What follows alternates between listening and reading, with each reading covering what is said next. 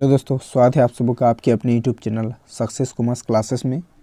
तो दोस्तों, आज की वीडियो में हम लोग क्लास 12 इकोनॉमिक्स के चैप्टर नंबर 17 को करने वाले हैं।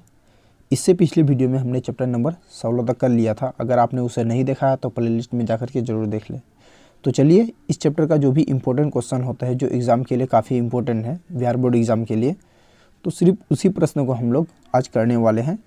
और इसी वीडियो में ये इस चैप्टर का जितना भी VBI क्वेश्चन बनता है वो सारा चीज़ हम लोग कंप्लीट करने वाले हैं। चलिए, चैप्टर नंबर 17 है राष्ट्रीय आय से संबंधित समुच्चय और अवधारणाएं।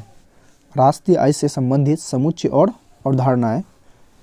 तो इसमें सबसे पहला प्रश्न बनता है कि GDP MP, ठीक है, GDP MP या सकल घरेलू उत्पाद, या इसी का दूसरा नाम होता है बाजार मूल्य, ठीक है, पर क्या है, यानी कि सकल घरेलू उत्पाद क्या है।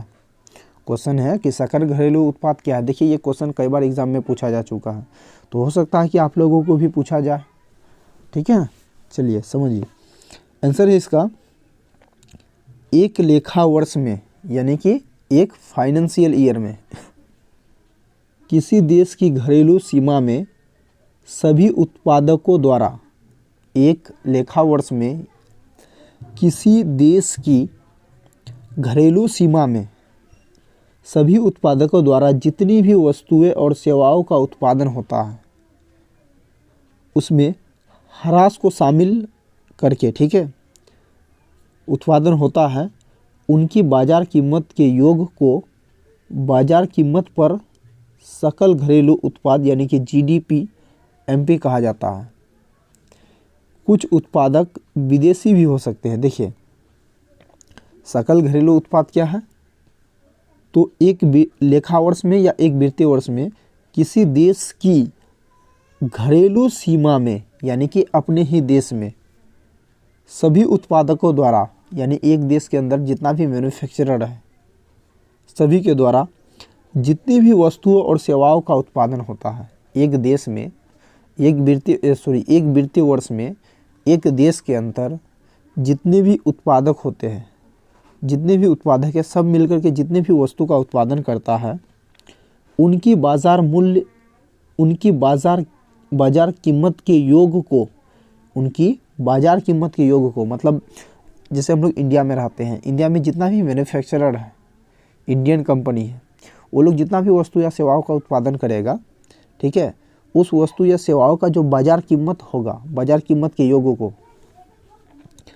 बाजार कीमत पर सकल घरेलू उत्पाद कहा जाता है, ठीक है। यानी कि जितने भी मैन्युफैक्चरर कंपनी है, जितना वस्तु का उत्पादन किया, उसका टोटल कॉस्ट को क्या कहेंगे, GDP MP कहेंगे, यानी कि सकल घरेलू उत्पाद कहेंगे।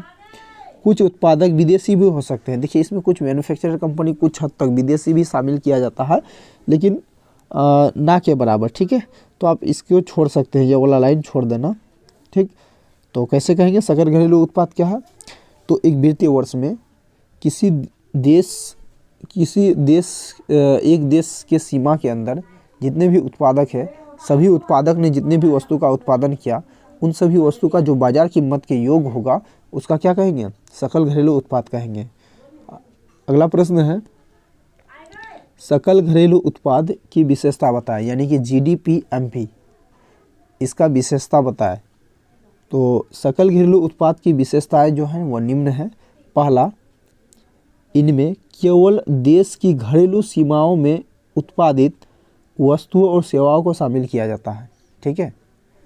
GDP MP में क्या होता है कि इसमें केवल देश की घरेलू सीमाओं के में, यानी कि एक देश में जितना भी मैन्युफैक्चरर कंपनी ने कुल मिलाकर के वस्तु या सेवा का उत्पादन किया, सिर्फ उसी को शामिल करेंगे। जैसे हम लोग इंडिया में रहते हैं, तो इंडिया में जितना भी मैन्युफैक्चरर कंपनी है, सभी मैन्युफैक्चरर कंपनी में जितने भी वस्तु का उत्पादन किया या जितने भी सेवाओं का उत्पादन किया, उन सबको अगर मिला दिया जाए तो ये क्या कहलाएगा, GDP MP कहलाएगा।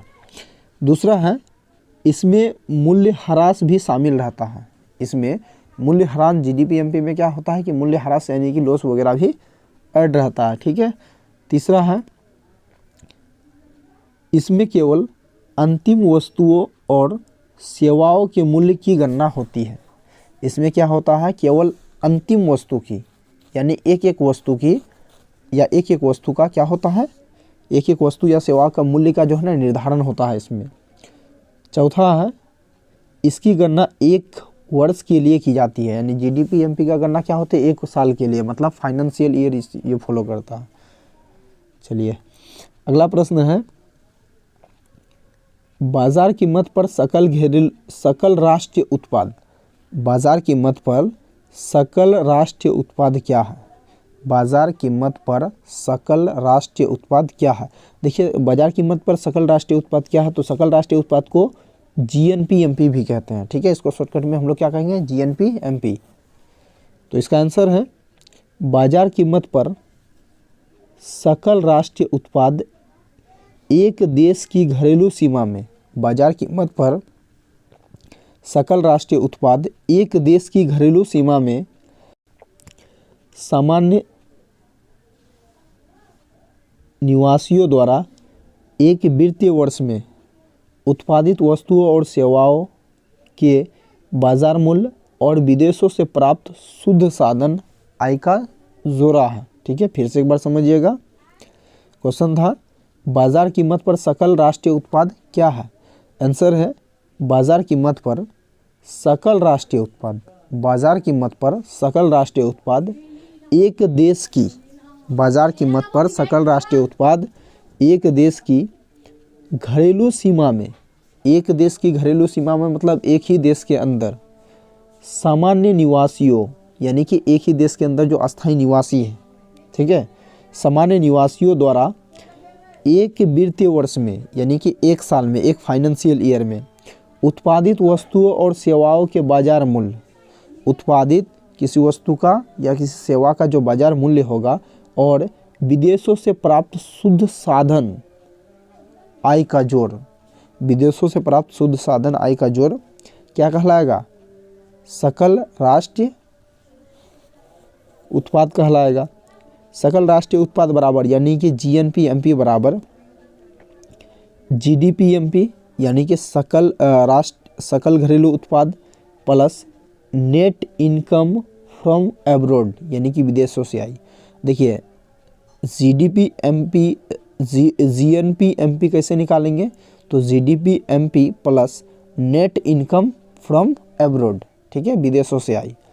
ठीक, तो बाजार कीमत पर सकल राष्ट्रीय उत्पाद कैसे निकालते हैं, सकल राष्ट्रीय उत्पाद किसे कहेंगे, तो जीडीपीएमपी यानी कि सकल घरेलू उत्पाद और विदेशों से प्राप्त आय, सकल घरेलू उत्पाद और विदेशों से प्राप्त आय के योग को क्या कहेंगे, बाजार कीमत कह सकते हैं।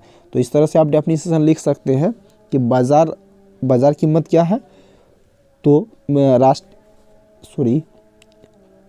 सकल राष्ट्रीय उत्पाद किसे कहते हैं, तो आप इस तरह से इसका डेफिनेशन लिख सकते हैं। सकल राष्ट्रीय उत्पाद किसे कहते हैं, तो सकल घरेलू उत्पाद प्लस विदेशों से प्राप्त आय, सकल घरेलू उत्पाद तथा विदेशों से प्राप्त आय के योग को सकल राष्ट्रीय उत्पाद कहते हैं। ठीक है, उसके नीचे आप फॉर्मूला ये लिख दीजिएगा, सकल राष्ट्रीय उत्पाद यानी कि जीएनपीएमपी बराबर सकल घरेलू उत्पाद यानी कि जीडीपीएमपी plus net income from abroad, abroad से प्राप्त आय।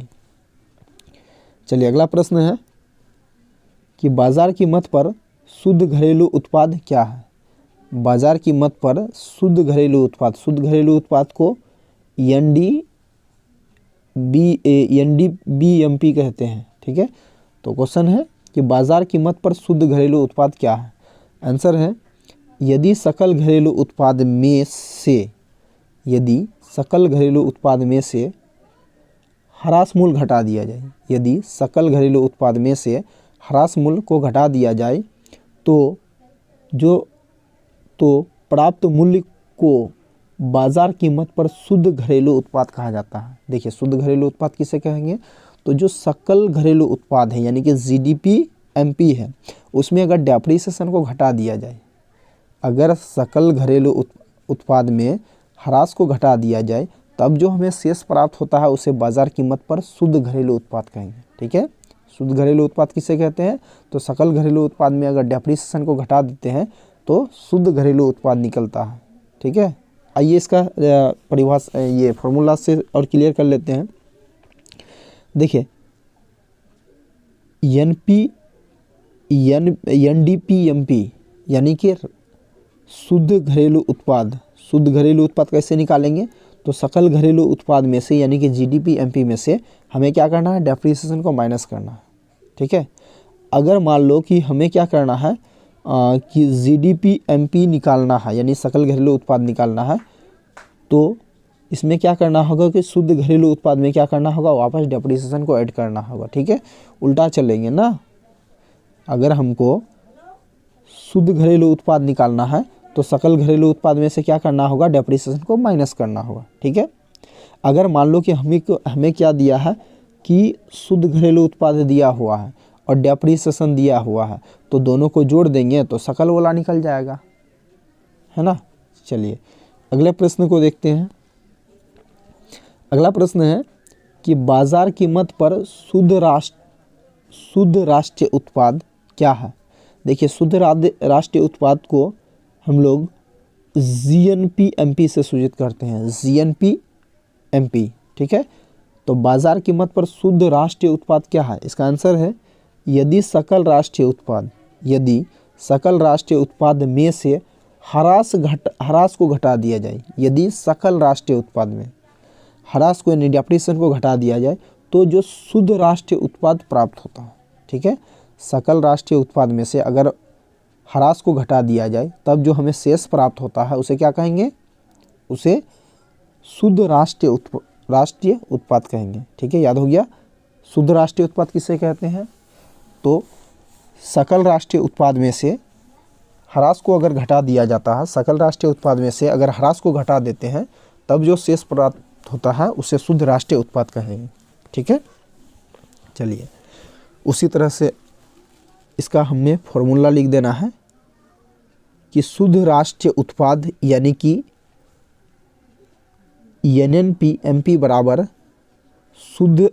शुद्ध राष्ट्रीय उत्पाद बराबर कैसे निकालेंगे? तो सकल राष्ट्रीय उत्पाद में से क्या करना है? डेप्रिसिएशन माइनस करना है, यानी सकल में से खर्च डेप्रिसिएशन माइनस करेंगे तो शुद्ध राष्ट्रीय उत्पाद बराबर सकल राष्ट्रीय उत्पाद माइनस डेप्रिसिएशन। तो इसका फॉर्मूला लिख सकते हैं। शुद्ध राष्ट्रीय उत्पाद किसे कहते हैं? तो जब सकल राष्ट्रीय उत्पाद में से ह्रास को घटा दिया जाता है तब जो शेष राशि बचता है इसे क्या कहेंगे? शुद्ध राष्ट्रीय उत्पाद कहेंगे। इस तरह से आप डेफिनेशन लिख सकते हैं। चलिए इसका और एक फॉर्मूला है वो भी देख लेते हैं। देखिए GNP-MP बराबर यानी कि अगर मान लो कि GNP-MP दिया हुआ नहीं है, थोड़ी ये हमें डेप्रिसिएशन दिया हुआ है और NNP-MP दिया हुआ है, हमें GNP-MP चाहिए, तो क्या करेंगे? GNP-MP निकालना है तो GNP-MP को NNP-MP का जगह और NNP-MP को GNP-MP के जगह। ठीक है, चलिए अगला प्रश्न है साधन लागत पर सकल घरेलू उत्पाद क्या है? साधन लागत पर सकल घरेलू उत्पाद क्या है? आंसर है साधन लागत पर सकल घरेलू उत्पाद। साधन लागत पर सकल घरेलू उत्पाद एक देश के अंदर एक वित्तीय वर्ष में सामान्य निवासियों द्वारा साधन लागत पर सकल घरेलू उत्पाद क्या है? तो साधन लागत पर सकल घरेलू उत्पाद जो है एक देश के अंदर, ठीक है, एक देश के अंदर, जैसे इंडिया है तो इंडिया के अंदर एक वित्तीय वर्ष में मतलब एक साल के अंदर, एक फाइनेंशियल ईयर में सामान्य निवासियों द्वारा यानी कि कॉमन जो रहने वाला व्यक्ति, अस्थायी व्यक्ति है, उनके द्वारा मजदूरी, ब्याज, लगाम और लाभ के रूप में अर्जित आय और पूंजी, ठीक है, जो भी एक देश के अंदर नागरिक है एक साल में जो भी ब्याज प्राप्त होता है, लाभांश प्राप्त होता है, जो कि आघांश प्राप्त होता है, ठीक है, और जो पूंजी होता है उपभोग मूल्य का जोड़ कहलाता है। ठीक है, उपभोग मूल्य का ये सब क्या कहलाएगा? जोड़ कहलाएगा। यानी कि इसको कह सकते हैं साधन लागत पर सकल घरेलू उत्पाद। ठीक है। साधन लागत पर सकल घरेलू उत्पाद किसे कहते हैं?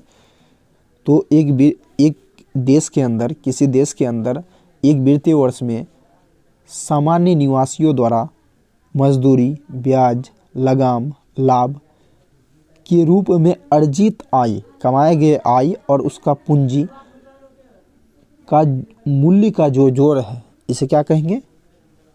सकल घरेलू उत्पाद कहेंगे, ठीक है। साधन लागत पर सकल घरेलू उत्पाद कहेंगे इसे। अगला प्रश्न को देखते हैं। अगला प्रश्न है जीएनपीएफसी क्या है? जीएनपीएफसी क्या है? देखिए जीएनपीएफसी मतलब ये होता है सकल राष्ट्रीय आय, ठीक है, सकल राष्ट्रीय आय। तो जीएनपीएफसी क्या है? तो सकल राष्ट्रीय आय एक देश में एक वर्ष में, सकल राष्ट्रीय आय एक देश में एक वर्ष में, ठीक है, एक ही देश में एक वर्ष में सामान्य निवासियों द्वारा अर्जित साधन लागतों का, सामान्य निवासियों द्वारा अर्जित यानी कि कमाए गए साधन लागतों का कुल जोड़ है, जिसमें विदेश से प्राप्त शुद्ध साधन, विदेश से प्राप्त शुद्ध साधन आय का भी शामिल किया जाता है, ठीक है। और एक बार जीएनपीएफसी क्या है? तो इसका आंसर है सकल राष्ट्रीय आय एक देश में एक वर्ष में, सकल राष्ट्रीय आय एक देश में एक वर्ष में सामान्य निवासियों द्वारा अर्जित साधन लागतों का कुल जोड़ है, अर्जित साधन लागतों का कुल जोड़ है, जिसमें विदेश से प्राप्त शुद्ध साधन, जिसमें विदेशों से प्राप्त शुद्ध साधन आय का भी शामिल किया जा सकता है, शुद्ध साधन का आय भी शामिल किया जाता है इसमें। चलिए आप लोग अच्छी तरह से एक बार समझ लीजिएगा। देखिए इसका साथ ही साथ फॉर्मूला लिख देना, जीएनपीएफसी बराबर GDPPC plus net income from abroad. चलिए नेक्स्ट अगला प्रश्न है एनडीपीएफसी क्या है?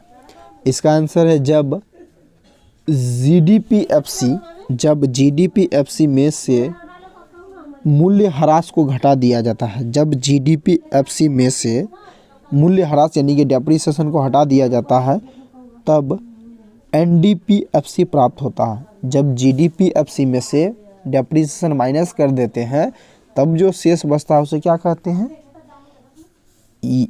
एनडीपीएफसी कहते हैं।